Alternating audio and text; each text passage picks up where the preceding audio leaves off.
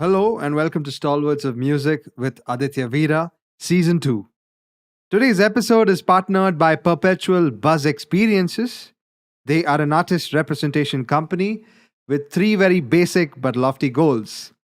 They're the launchpad for artists, helping them leverage success in the best possible manner. They also help fund social causes and make sure that people have a great time throughout the process.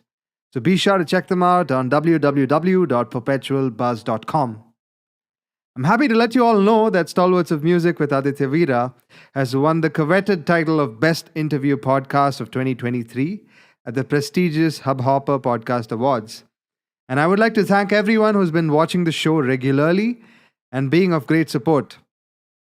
If you haven't subscribed to the channel, go for it. 2023 is quite exciting in terms of music festivals and concerts happening in our country. And we are witnessing many international acts happening in our country. And I would like to give a very special shout out for the Ronan Keating concert happening on the 18th of November at Bengaluru at the Bharatiya City Mall. So be sure to get your tickets on Book My Show. Details are in the bio. Lollapalooza Festival has unveiled their show dates, and it's happening on the 27th and 28th of January 2024 at the Mahalakshmi Racecourse in Mumbai. Grab your tickets on lollaindia.com and the details are in my bio. Guitar virtuoso Steve Vai is coming down to India and he'll be doing a 3-city tour in Mumbai, Bengaluru and Kolkata on the 6th, 8th and 9th of December 2023 for the Livebox Festival. Tickets are available on skillboxes.com. Details are in my bio. And I have a very special surprise for you all. Stalwarts of Music is making a huge milestone by having Mr. Steve Vai for the 100th episode. And this is going to be exciting. I can't wait for it. Speaking of my guest today, he's none other than the maestro Ron Carter.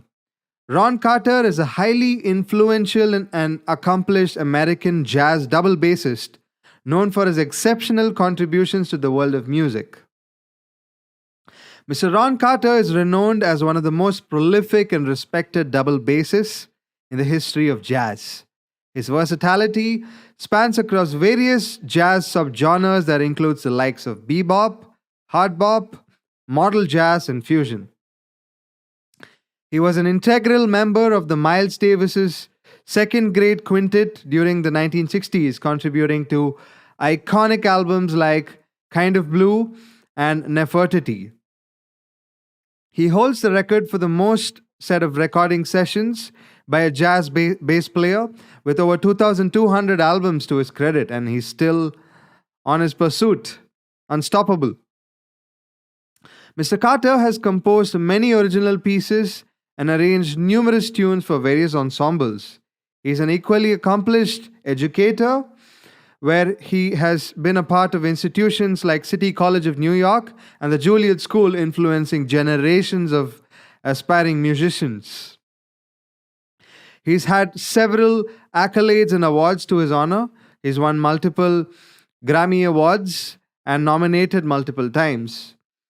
He is an NEA Jazz Master Fellowship member and also been recognized by the Downbeat Jazz Hall of Fame. He developed innovative techniques for the double bass, expanding the instrument's possibilities. Worked with several jazz luminaires like Herbie Hancock, Wayne Shorter, Chick Corea, and countless others.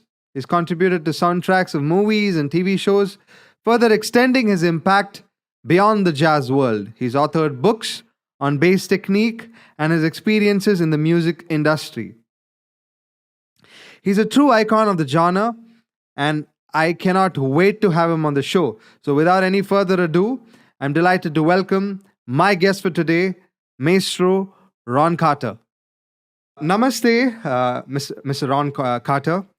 You're a maestro and a highly distinguished guest on Stalwarts of Music with Aditya Veera today. I couldn't be happier in terms of having you as part of our show today. It's nice to be here and hope I can help you get some questions answered for you. Well, I can't wait to get started then. All right. All right, I'm ready now. Yeah. So, Mr. Carter, the connection between musicians often fosters a lot of growth, right? How did your friendship with Don Smith, coupled with your joint pursuit of mastering new instruments, contribute to your musical journey beyond the classroom? Well, I can only tell you that I had an instrument when I was 12 years old. I started as a cellist, Hmm. and that was my entrance to sounds that music can make. Okay.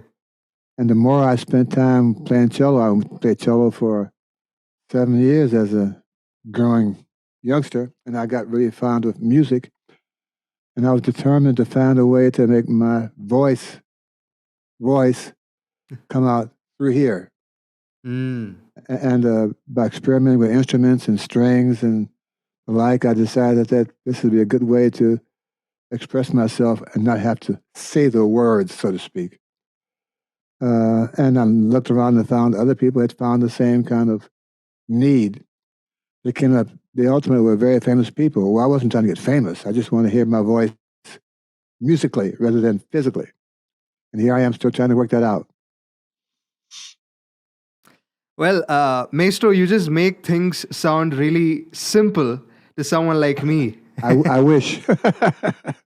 I think the simplicity defines your greatness as an artist. Thank you. Yep. So, as a bassist with a distinct style, what elements of your approach do you believe Mr. Bill Evans found particularly intriguing and embraced in your collaborations at that point in time? I think I had a different sound than the bass players he was using. Scott LaFaro was one of them who's made his most attachment to Bill Evans' sound. Mm-hmm. Chuck Israels, Eddie Gomez, they all had their sound, but mine was completely different from theirs. Okay. You know? And I think that he liked my my time and my playing time with him, rather than the style that those guys were famous for and who were really, really good at it, man. You know? Yeah. Yeah. I think that appealed to him. Here's a guy who's a bass player like my other bass players, but he's got something that's distinctly different. Let me see how that works with me. And we had some great moments. Was there any highlights that you'd like to share with the Indian audiences? Any specific anecdote? No, just that he called me to make the record. That's a highlight for me because he had so many other choices. All right. Very interesting. Very interesting to know. So I just want to know how did you go about adapting with your playing style in terms of your instrument? Well, I'm kind of like a scientist, really. I'm not just a bass player. Okay. I'm a scientist, and I look at the bass as a laboratory. Mm-hmm. And my job is to find out how can I make the ingredients in this laboratory Mm-hmm. be used to make a different product Okay. than what someone else used it for. All right.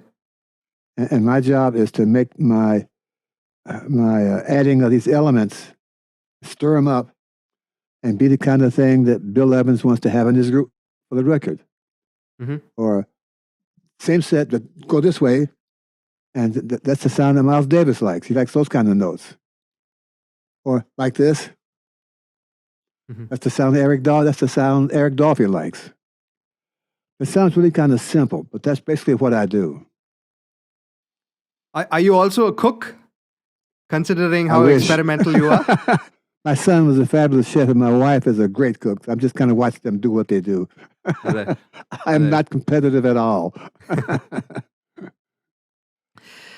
Your decision to stay loyal to the Art Farmers group when offered a chance to join Miles Davis's quartet showcased your integrity and loyalty, of course. So how has this commitment to your fellow musicians influenced your collaborative approach over the years, and what role does trust play in creating remarkable musical partnership?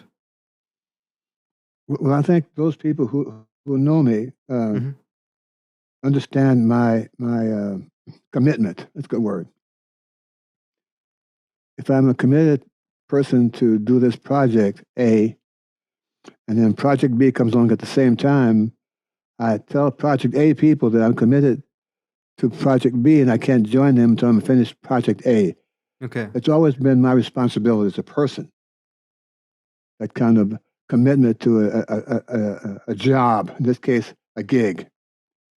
I think those who know me throughout the years have seen me have time and time a chance to no longer do that. Okay. Have an excuse. That's not what I do. I'm committed to do your show at 10 o'clock. I'm going to be here at time to start the show. Yeah. Unless my wife calls me. Then you have to take a second for a moment. But by and large, I'm going to get to you. You know? I think that I think the word is integrity. I think I'm well renowned for having that determination Okay. to keep my word. Yeah. And those who know me have seen that time and time again. I've had a chance to not keep my word for more money or a better gig. I don't accept those gigs. I got a commitment. That's my word. Yeah. And people who know me accept that, and they love that kind of honest commitment to a responsibility. I think that's the beauty of it, right? Like musicians of your level of drive and commitment are what they are because of how loyal they are in terms of sticking to Absolutely. their words, and I feel that's very essential for even a lot of new musicians, to sort of foster and understand how important these things are in life beyond the Music. finer things. Yeah, for sure. Yeah, I agree. Yeah. About life. Yeah. The constant pursuit of improvement has been a hallmark in your career, right? So how do you overcome moments of self-doubt or creative stagnation, shall I say? And how do you cultivate the resilience needed to continually elevate your artistry? I think when I play some notes, I believe they're going to work. If I think they won't work, Okay. I'll make that choice before I hear them again. Right. And my goal is to, as I have my book, Finding the Right Notes. Yes. I understand the risk involved when you're looking for all those choices night in and night out. At some point, you may make the wrong choice. It's the right note. It's in the wrong place. I'm looking for where's the right place for this note, for this rhythm, for this sound, for this impact. And I go to work every night looking for that. That's part of my curiosity. My scientist. Here's this kind of new formula I got today. How does it make it sound with Charles McPherson or Jimmy Green or Ivan Rosnes? That kind of curiosity and that kind of search, that's a good word. My search for the better notes, for the right notes, is the kind of thing that makes me eager to go to work every night, looking for the right place for what I hear. It's supposed to work somewhere. Yeah. I'm not fearless, but I have my concerns that when I play it, I mean it. And that's what's important to me. Incredible. You have also encountered some very low points in your life. You've encountered discrimination, the enduring struggles faced by musicians, right? So could you share your insights on how these experiences inform your endeavors to promote inclusivity and diversity within the realm of jazz? And what strategies did you perceive as vital in terms of catalyzing positive transformation during that period of time? I think in this world we're living in, discrimination seems indigenous. It's part of the world. It's part of society. You know? Right. And we will always, unfortunately, have these events in our life where segregation is part of the process. Okay. I'll give you an example. I was in the store waiting to be served, whatever it was. Right. And the person behind the counter, I just started on someone else's project, so I waited my turn in line. He's helping this other person. And while I'm waiting for him to finish this job with this other person, two other people walk in. Well, he gives these other two people their attention.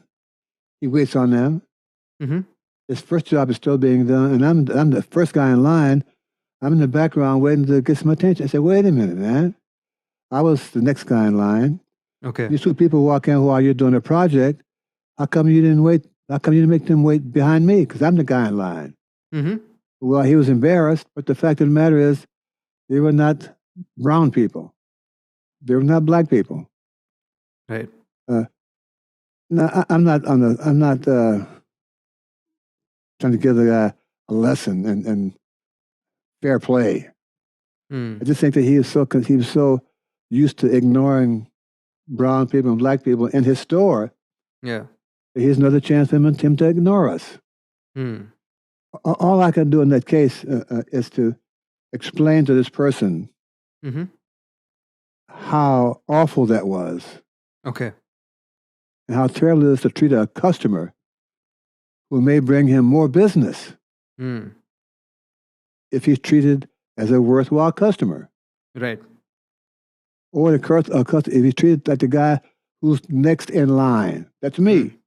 Yeah. But you treat me like I just walked in the door behind these other four people, and that's not the case. Mm. So, at my age, I don't kind of have steam coming out of my ears or getting outrageous. I just thought that here's a learning experience for this guy. Yeah. Yeah. A chance for me to see if my maturity of being at my age has helped me temper my temper. Mm-hmm. Be able to talk to this person in a logical manner so that the next person who walks in there, they won't have this treatment because this guy knows that's not the way to treat a customer. Right. But we've come a long way. People like you have definitely made a huge impact in transforming, this whole entire situation, and it's been addressed. And yeah, I we've think come. all we can do is be honest with our feelings. Yeah. Yeah. You know, Certainly. and teach Certainly. and teach when we can. Certainly. Certainly. And I have great admiration for whatever you've done in terms of making a mark and making your presence felt during those pressing times. Yeah. One of the notable aspects of ESP is the departure from traditional ballads and standards in favor of original compositions. So, how did the absence of these familiar forms influence the group's approach to crafting new musical narratives?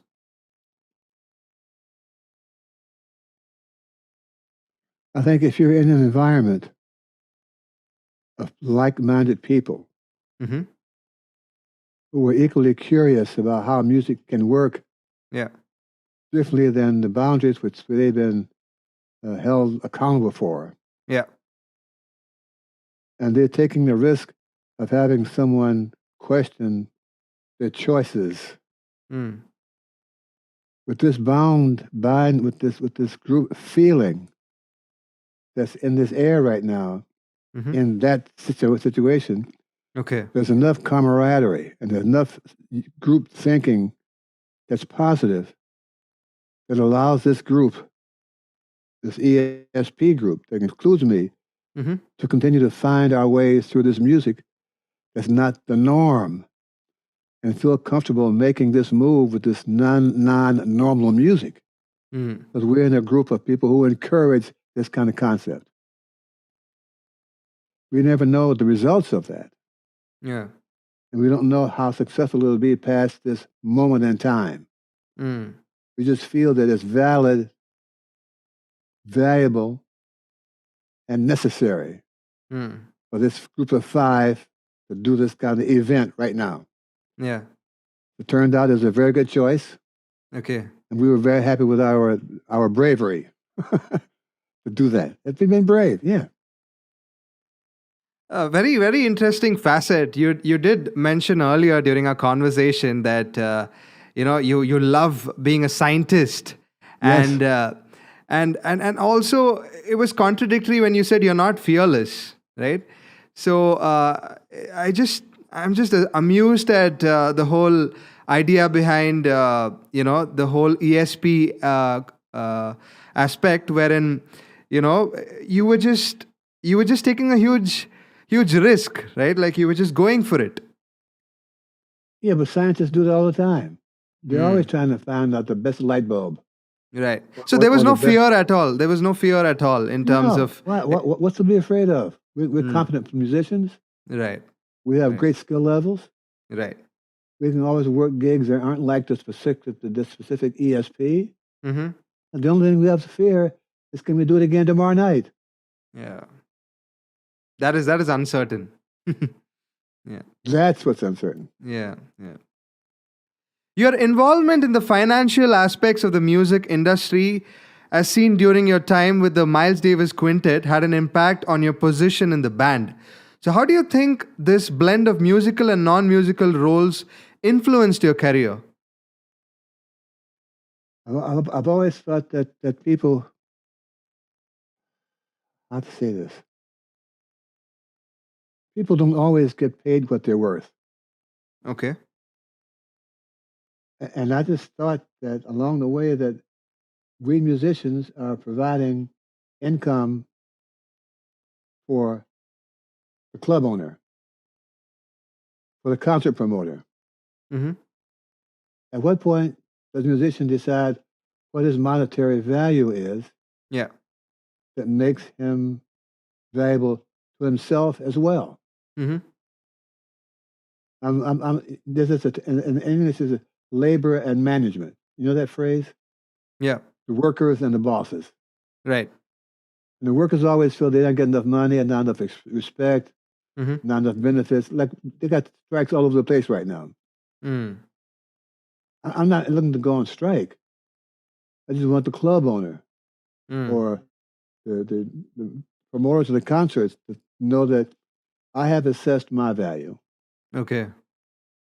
And if you want me to play in your club or your facility or make a record, you have to meet my demands on what I think I'm worth. Mm. You don't always win, but you win more often than not. What happens is that people see this take place. The word gets around that this guy, this musician, asked the club owner for more money, and the club owner said, "Well, you're not going to get it." So the guy said, "Okay, I want to work in your club." Mm. They recognize that. They understand the ramifications of it. They think that this guy is either a madman or he's trying to earn a better living than this guy's offering. Okay. He understands that the guy might not give it to him. Mm-hmm. He's risking his career on this one gig. He's determined to let this person know that the musician has his own values of what he's Okay. worth. Mm. And you as promoter cannot dictate to him what he's worth. That gets around, and I've been called arrogant or hard-headed or stubborn or unreasonable. That's only valuable if you try to make all the money and don't want to pay me. Yes, I'm hard to get along with because I have a value on my system. Certainly. I'm asking you to acknowledge my value and start to give me my worth. Mm. You want to do that? And I'm the wrong guy for you. Right. Of course, there has to be artists' rights that need to be addressed, Absolutely.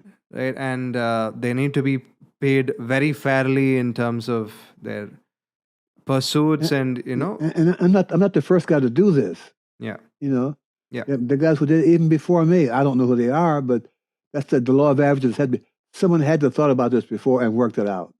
right, Yeah. right, right. I'm just the next guy in line who has done this. Yeah, yeah. But you were one among them to spearhead this entire notable aspect. So that's the reason for me to question you on that. Okay. Well, I can't determine that. I can't determine who Yeah, carries yeah. that flag. Mm. I can't determine that I'm going to be the next guy Yeah, to ask for an honest wage. yeah, But if that's what I'm thought of being, so be it. yeah. I'll do it again. Fair enough. In a lot of Duke Ellington's records, the bass was often upfront in the mix. So, have you had any experiences where your bass was strategically placed in the mix to enhance the overall sound of the band? I've made 2,250 records. Right. Somewhere in there, that's the case. But that's out of my control, basically. When I make the record, I'm going home. I'm not there for the mixing process. Mm-hmm. I'm not there for the editing process. I'm not there for the artwork. I'm not there for deciding what's the order of the songs on the disc. I have no input to that. Okay. So what you're hearing is someone else's feeling that the record is that the bass is really important on this track, Mm. or on this song, Okay. or with this artist, Right. or that's the way they sound. That's the sound of that's the overall view of the record. More bass, or whatever. So I have no input to that. All I can do is hope that the sound I get at the recording session, Mm-hmm. given all these people whose control the sound they have over 'em after I play that note, the engineer, Okay. the mix guy, the guy who makes the record, who physically stamps the master, Yeah. the print guy. There are 5 people who affect my note after I play it, and it gets to your house number 6. Mm. I can only hope that they have a good idea what the bass can sound. Yeah. And if their view is on this particular track, the bass needs a little more volume, so be it. I don't know those cases because I don't have those many records to say too much bass, which I would never say, or not enough bass. I said that before live, so I'm kind of out of that loop. Uh, and some people may say that, well, they're not bass players. Bass players love it. I'm okay. Interesting. I also wanted to understand, the spiritual side of things, right? Like, how does spirituality play a role in your music, or does it play a role in terms of your music? Well, I think I'm um, I'm aware that I have a gift, Mm. and I'm aware of that. I didn't buy it at a store, or someone knocked on my door. Say, hey man, do this. There's a power who makes those decisions, and I'm grateful enough and shy enough to understand that my gift is from a greater being, and I treat it as such. I don't carry a flag saying I'm this, or my religion is that's not my way. But I do acknowledge that there's a greater being that helps me do what I do. Absolutely. Would you call yourself a cerebral musician or a musician with emotion? Both. Mix of both. I'm an emotional scientist. I can see that. I definitely feel that in your music. But I've always been curious, and I've asked different maestros who've been on the show this very question. Uh, does it require to be a good human being to make good music? I don't know that many people to take a survey, but I can't imagine my friends not being nice people, man. Mm. Who also make great music. I'm sure that the odds say that yes, somebody is going to be a terrible person who plays great saxophone. Okay. But I haven't had any contact with those people, not to know that that's what they're like. You know? Right. What about discipline? How important is the role of discipline? Uh, in terms of being a musician. For me, it's critical. Are Mm. you going to be on time for all the gigs? Are you going to wear the right suit? You going Mm. to practice to learn the music at home? Are you a guy who's accountable for actions? Mm-hmm. Who wants to rehearse all the time, or who doesn't want to rehearse? Mm-hmm. Who's too busy? Who's overbooked and he's not available for half the Mm. gigs with the band because he's got other gigs over here. That kind of irresponsibility. That's a good word. Discipline is what we have, man. That makes the wheel go around. Absolutely, it's critical. Okay. Okay. And you've also had an immense teaching experience. You've mentored countless number of students. Is there a specific teaching philosophy or approach you've developed over the years that you find effective? Well, I try to have them. I think one of the things bass players have had over the years is not hearing themselves really play. Mm. They play the bass, but they aren't really hearing what they're doing. They're involved in the group sound, or they're involved in other things, life. And I'm okay. I think if they could hear what they really played, they would make the adjustments that a good teacher makes for them with Mm. them. I'm that guy. Okay. Interesting. Your career has embraced diverse roles that of a performer, educator, author, and more. Looking ahead, what are the uncharted territories that you'd like to tap into?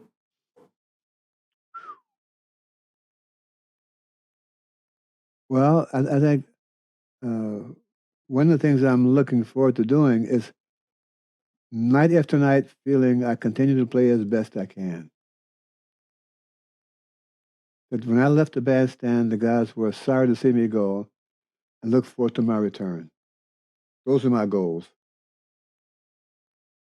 And I impact the music on the long term?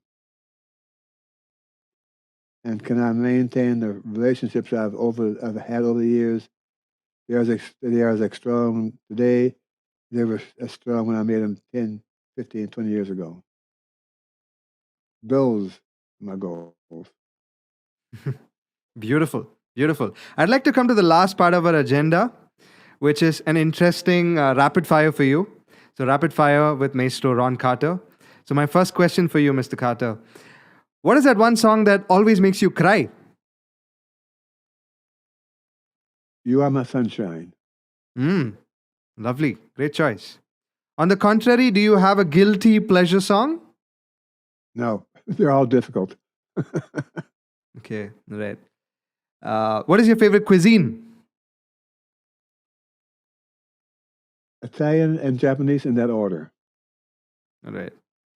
And if we had to witness you at a Ron Carter concert, what are the top 5 things that we should be aware of in terms of prepping ourselves for a concert and appreciating it in our best way? What I'm wearing, Mm-hmm. my attire, Mm-hmm. my order of songs, Okay. the selection of people who are playing with me, Okay. the length of the concert, Mm-hmm. and the choice of melodies that you can take home with you after we play the concert. Incredible. Right on. So I have one. This is the second last question, right? Okay. So if you could describe your experience being on this show, how would you describe it?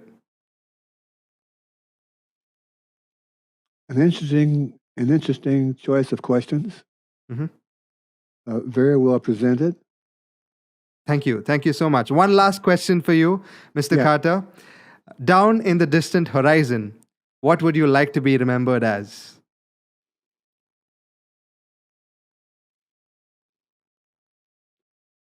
A pretty good bass player and a very, very good friend.